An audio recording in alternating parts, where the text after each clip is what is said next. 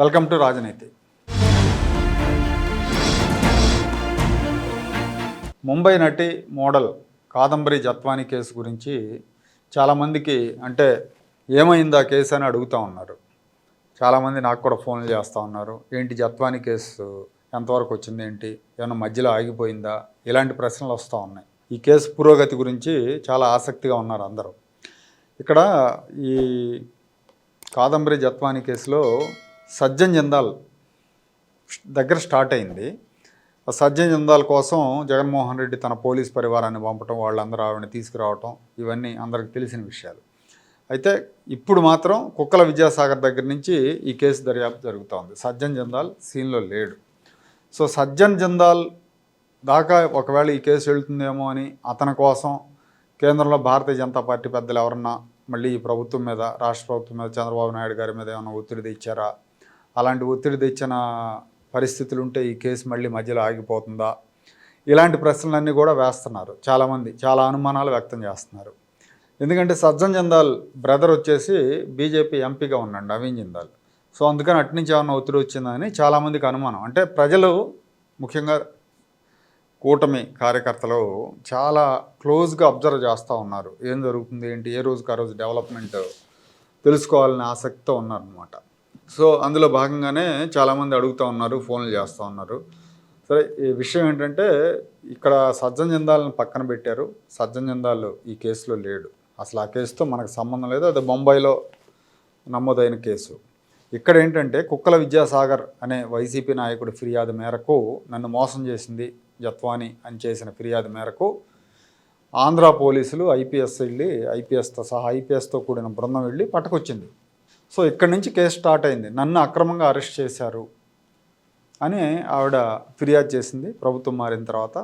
ఈ కేసులో A1గా కుక్కల విద్యాసాగర్ ఉన్నాడు. ఈ కుక్కల విద్యాసాగర్ని పోలీసులు అరెస్ట్ చేశారు. ఇక A2 నుంచి A6, A7 దాకా సీతారామాంజనేయులు, ఐపీఎస్ అధికారులు సీతారామాంజనేయులు ఉన్నాడు, కాంతి రాణా తాత ఉన్నాడు, అట్లాగే విశాల్ గున్ని, అప్పుడు ఏసీపీగా ఉన్న హనుమంతరావు, వీళ్ళంతా ఉన్నారు. ఈ కేసులో ఇన్వాల్వ్ అయిన ఐపీఎస్ ఆఫీసర్లతో పాటు సిఐలు, ఎస్ఐలు కూడా సస్పెండ్ అయ్యారు. ఆల్రెడీ ఇప్పటికే సస్పెన్షన్ వేటు పడింది వాళ్ళ మీద.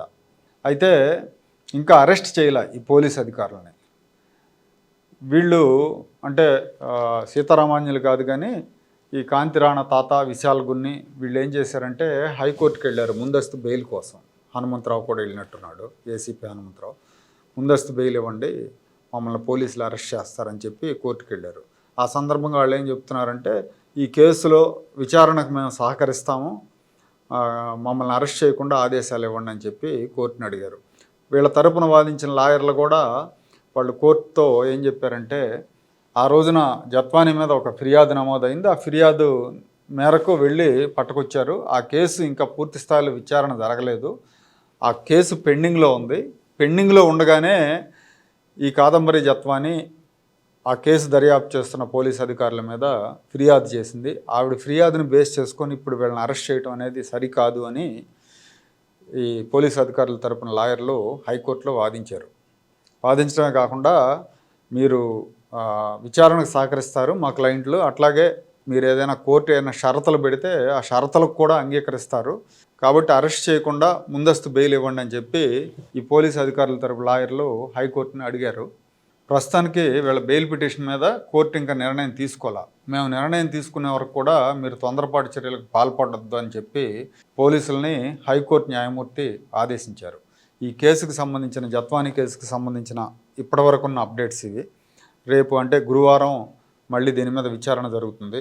జత్వానీ వైపు లాయర్లు కూడా వాళ్ళ వర్షన్ వినిపిస్తారు, వీళ్ళకి ముందస్తు బెయిల్ ఇవ్వాలా వద్దా అని.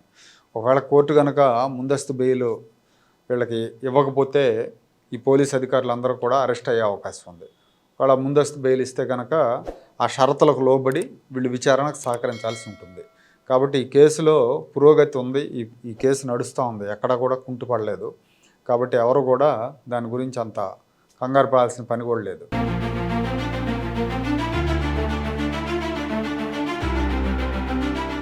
Like, share and subscribe to Rajaniti channel.